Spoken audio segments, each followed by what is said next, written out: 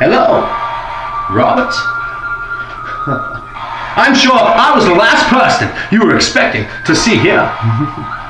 But you see, when I heard of the possibility of a war breaking out in the E-Fed world, I just had to stand up and volunteer. Especially when I found out it was going up against none other than Robert Cherry himself. That is a war that I will never, ever miss. You see, because Robert, I don't like you. In fact, I don't like a lot of people, but you especially. Now I know what you have to say. I know exactly what it is you are going to say. You are going to say, Kyle, don't you remember long ago you came to me and asked me to be a chosen one, your very first chosen one. But I didn't choose you because you were great. I chose you because you needed help.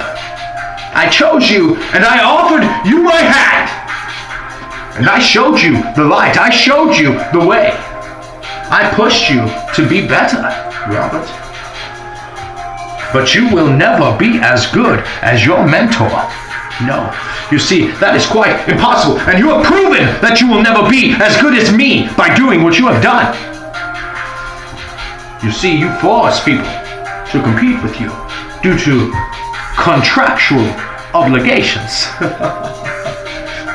So really, if it wasn't for their contracts and for that pretty penny that you're going to toss their way, they wouldn't be behind you at all, Robert. But me, you see, what I had to do to find my 5 men, it was actually quite simple. Watch, I'll show you. And just like that, I have 5 guys that want to end you, that want to end the EPW. And that is exactly what we're going to do, Robert. So you've given us your 5. You have the Boudreaux brothers, Tony the Hammer Morrison, what was that other guy's name again? The Executioner? What a joke. It's pretty nice to have Halloween props around Halloween time, isn't it?